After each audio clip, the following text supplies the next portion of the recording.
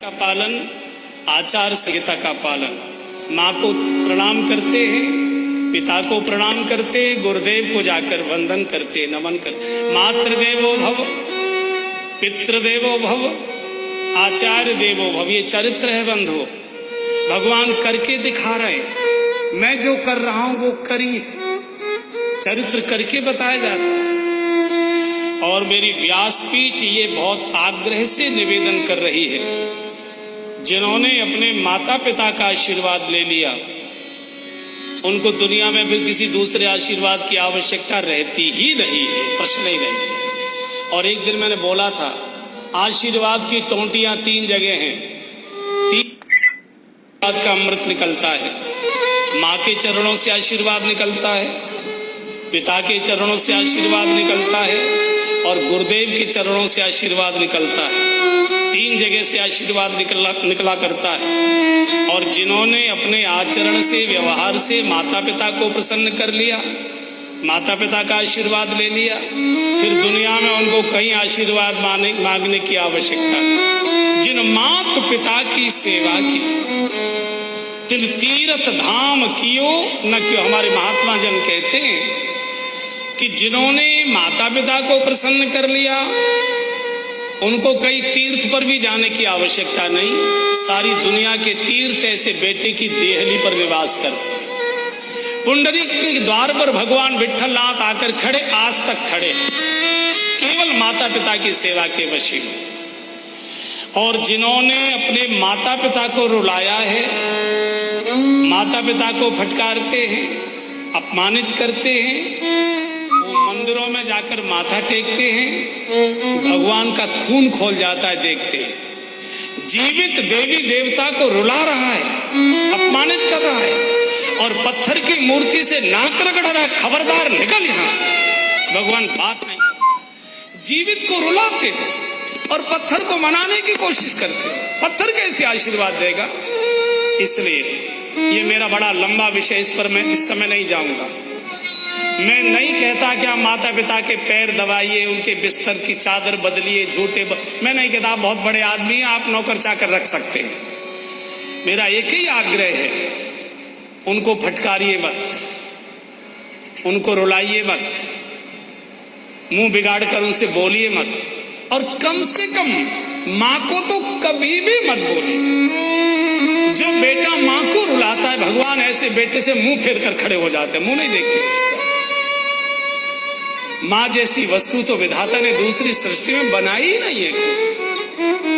भाग्यशाली को माँ मिलती है और भाग्यशाली की माँ देर तक जीवित रहती है, देर तक जीवित रहती है। अभी अभी हरियाणा में एक जगाधरी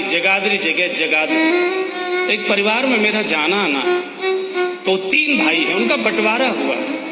तो 2 भाइयों ने अच्छी फैक्ट्रियां आपस में बांट ली। छोटा भाई विदेश से पढ़ के आया देर से, उसको वो फैक्ट्री दे दी जो चलती नहीं थी ठीक से। मेरा एक बार जाना हुआ तो छोटा भैया मेरे पास बैठा था। मैंने पूछा, भैया तेरे साथ तो बड़ा अन्याय हो गया, सबने अच्छे कारखाने ले लिए और तुमको तो कुछ मिला नहीं। बोले, मशीनों की फैक्ट्री तो उनको मिल गई महाराज, लेकिन आशीर्वाद की फैक्ट्री मेरे पास आ गई। माँ मेरे साथ आ गई, मेरे साथ मम्मी आ गई, मेरे साथ माँ आ गई, मुझे आशीर्वाद की फैक्ट्री मिल गई, मुझे कुछ नहीं चाहिए। माँ को तो, माँ जैसी वस्तु बहुत भाग्य से मिला है। और जिस समय कोई बेटा अपनी बूढ़ी माँ को अपनी पत्नी और अपने बच्चों के सामने खड़े होकर फटकारता है, लाल आंखें करके मुंह बिगाड़ कर जब बात करता है, उस बूढ़ी माँ को प्रसव का दर्द याद आने लगता है। और आपको मालूम होगा, 1000 जहरीले बिच्छू एक साथ डंक मारे, उनकी जितनी पीड़ा होती होगी वो पीड़ा माँ को प्रसव के समय हुआ करती है, बच्चे को जन्म देते समय होती है। लेकिन वो पीड़ाएं, माताएं पीड़ा को बड़े प्रेम से सहन कर लेती है, क्योंकि मन में एक लोभ होता है कि थोड़ी देर में गोद भर जाएगी। लेकिन वही गोद बड़ी होकर, वही बालक बड़ा होकर जब माँ को फटकारता है, माँ को प्रसव का वो दर्द आने लगता है। माँ को लगता है धरती फटे और मैं इसमें समा जाऊं। माँ के लिए तो भगवान राम रोया करते, सुमेरे मात दिन छिपता था, चित्रकूट में बैठकर कुटिया में प्रभु रोने लगते थे। जान खिंच कहती थी प्रभु रोया मत करे, दोनों समय मिले रोना अच्छा नहीं माना जाता। हाँ क्यों रोते इतना इस समय? बोले माँ याद आ रही। इस समय कौशल्या माँ आरती का थाल सजाए खड़ी है, मेरी आरती उतारना चाहती, मैं कहीं दिखाई नहीं दे रहा, बहुत रो रही। सुमेरी माँ। कन्हैया तो रोया ही करते थे, आपको मालूम। गोकुल में ब्रजवासी रोते हैं और मथुरा में रात्रि को कन्हैया रोते। कन्हैया के रोने की आवाज सुनाई पड़ती। जब उद्धव को भेजा है ना गोकुल, तो सारी गोपियों के लिए भगवान ने कुछ चिट्ठियां लिख कर दी। यशोदा माँ की जब बात आई, कागज पेन लिया, लिख नहीं पाए, इतने आंसू, कागज गीला हो गया, कुछ लिख नहीं पाए, कागज बंद कर दी। इतना का वो उद्धव माँ को लिख नहीं पाऊंगा, वो पढ़ी लिखी भी नहीं है, वो कागज नहीं पढ़ेगी, मेरे हृदय को पढ़ लेती है वो। बस माँ से इतना जाकर कहना, मैया कन्हैया तेरी याद में रोता हुआ, जब से मथुरा गया है न रात को नींद आती है और भूखा रहता है तेरे बिना। माँ के बिना कौन पेट भरेगा? बिना माँ के तो पेट भरता नहीं। सावन के भादों के बरसे बिन और माँ के परसे बिन, जब तक भादों नहीं बरसती तब तक धरती की तृप्ति नहीं होती, और जब तक माँ नहीं परस के खिलाती तब तक बेटे की तृप्ति नहीं होती। भादों के बरसे बिन और माँ के परसे बिन। कन्हैया ने उद्धव जी को एक भजन रटाया है, मेरी माँ से जाकर कहना, मैया मथुरा में कोई गर्म पानी से मुंह धोता है, साड़ी के बदले से कोई मुंह पोंछता है, अचेन पोछी संभारे, माखन रोटी नाम न जाने, माखन रोटी नाम न जाने, माखन रोटी नाम न जाने, माखन रोटी नाम न जाने, कनुआ कही मोही कौन बुलावे, मैया तू सुनैयो भैया, मैया तू सुनैयो, तेरो लाला दुख पावे, मैया तू सुनैयो भैया, मैया तू सुनैयो। मेरी माँ को कहना कन्हैया भूखा रहता है, माँ के बिना मेरा पेट नहीं भरता। कोई कनुआ कहने वाला नहीं है इस मथुरा में। महाराज, सम्राट, राजाधिराज ये सब बोलते हैं, लेकिन बेटा कनुआ, लाला, भैया कोई बोलता नहीं मुझसे। मेरी माँ को कहो कैसे, बहुत रोती। आपने सुनी हो कभी कभी भगवान जब गोपी रानियों के बीच में बैठते थे और जब गोकुल की चर्चा शुरू हो जाती थी और कहीं यशोदा माँ की चर्चा आ जाए तो प्रभु रोने लगते थे। रानियों में थोड़ी ईर्ष्या हो गई। एक दिन रुक्मिणी जी ने कहा, भगवान हम इतनी पढ़ी लिखी, गुणवान हैं, रूपवान हैं, बुद्धिमान हैं, राज परिवारों से आई हैं, कभी दो शब्द आपने हमारी प्रशंसा में बोले नहीं, और वो गांव की गंवारिन बुढ़िया बिना पढ़ी लिखी बिल्कुल ठेठ, जब भी चर्चा आती आप रोने लग जाते, ऐसे इसमें क्या खास बात? भगवान ने सोचा कि अगर तर्क से बोलूंगा तो पढ़ी लिखी है काट देंगी, तर्क से तर्क काट देंगे, अनुभव से समझाना चाहिए। महीने 2 महीने की बात आई गई हो गई।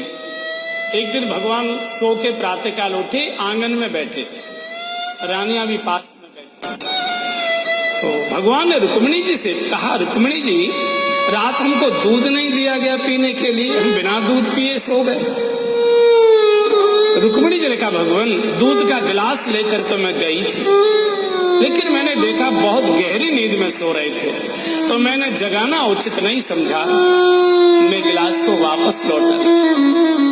भगवान ने कहा, रुक्मिणी जी आप में और मेरी यशोदा माँ में बस यही अंतर है, आप मुझे सोता छोड़ाई बिना दूध पिलाए, मेरी यशोदा माँ होती पूरी रात मेरी चारपाई पकड़कर बैठी इंतजार करती, लाला जब जागेगा दूध पिला के जाओगे, जब जागे। पूरी रात यहाँ कई बूढ़ी माताएं बैठी है, उनको मालूम है बेटा अभी बाहर है, बाजार से आया नहीं, सारे घर ने भोजन कर लिया। माँ द्वार पर बैठ जाती है, टकटकी लगाकर बाहर की ओर देखते, भैया नहीं आया, मुन्ना नहीं आया, लल्ला नहीं आया। घर के लोग कहेंगे उसका कोई भरोसा है? अरे वो कभी समय से आया है जो आज आएगा, कब तक भूखे इंतजार करोगी? भोजन ठंडा हो जाएगा उसकी। अरे तुम बातें मत करो, तुम अपना काम करो। माँ को लगता है बालक मेरा भूखा और मैं भोजन करूं। भारत में वैसे तो पत्नियां भी बिना पति के भोजन किए भोजन करती नहीं है, पर मैं मान सकता हूं आज के आधुनिक काल में कि कुछ बहनें पति से पहले भोजन कर लेती होंगी। लेकिन कितना भी आज आधुनिक समाज हो गया, अभी तक जब तक बेटे ने भोजन नहीं किया है, कोई माँ भोजन करके नहीं सोती है, जागती है, भूखी बैठी इंतजार करती है। बेटा जैसी चीज मिली है मुझे, मेरी गोद भरी है, उसके कारण से मैं माँ बनी हूँ, भूखा रहे और मैं भोजन कर लूं। और जो इतना त्याग करती हो, उसको कोई बेटा रुलाए, उसको कोई फटकारे, मुंह बिगाड़ कर उसको लताड़े, माँ क्या सोचती? अभी मैं दिल्ली में था कुछ दिन पहले, कथा था, तो एक सज्जन हमसे बोले कि आपका जब ये प्रसंग सुनते हैं, हमारे पिताजी तो बहुत समय पहले चले गए, हमारी माँ है, वृद्ध है, और हमने वैसे उनकी सेवा के लिए सुबह शाम रात की दोनों नर्सें तैयार कर हैं, सेवा में हैं, चादर रोज सब प्रकार की चिंता हम करते हैं। लेकिन आपका ये विषय सुना, हमको लगा कि माँ की सेवा हमको भी करनी चाहिए। अब हम बड़े व्यस्त रहते हैं, हम भी बाल बच्चेदार हो गए, अब प्रकट सेवा हम नहीं कर सकते, लेकिन मन में बड़ी ग्लानि होती है कि जिस माँ ने हमको इतना बड़ा किया, हम उसकी कोई सेवा नहीं कर पा रहे। तो कोई ऐसा सूत्र बताइए हमको ये संतोष हो जाए कि हमने माँ की सेवा की। ऐसा उन्होंने हमसे प्रश्न किया। हमने कहा आप फैक्ट्री से कितने बजे आते हैं? बोले शाम को 8 बजे तक आ जाते हैं। हमने कहा जब आप अपनी फैक्ट्री से आए, गाड़ी गैरेज में खड़ी करिए और कोठी में प्रवेश करते ही जिस कमरे में माँ सोती, जिस कमरे में माँ की चारपाई है, बिस्तर है, उस कमरे में जाइए। सोफे पर नहीं, कुर्सी पर नहीं, माँ की चारपाई पर जाकर बैठो, माँ के बिस्तर पर जाकर बैठो और पूछ लो अम्मा कैसे हो, तबीयत कैसी है, कुछ चाय वगैरह लिए कि नहीं? अगर बेटा अपनी बूढ़ी माँ के पास थोड़ी देर बैठ जाता है और माँ की तबीयत भी खराब है तो बिना दवाई के तबीयत ठीक हो जाती है, बेटे के बैठते बूढ़ी माँ के स्तनों में दूध आ जाता है, मेरा बेटा माँ को कुछ नहीं चाहिए, उसको ये लगना चाहिए मेरा बेटा मेरा है, बस मेरा बेटा किसी और का नहीं हुआ, मेरा बेटा पराया नहीं हुआ। इसमें तो कुछ जाता नहीं। हम क्यों कह रहे हैं पैर दबाइए? और जिसने माँ के पैर पकड़ लिए, एक आधा बार पिंडली दबा दी, नस नस से रोए रोए से आशीर्वाद आया करता, आशीर्वाद की वर्षा बाढ़ आ जाती है।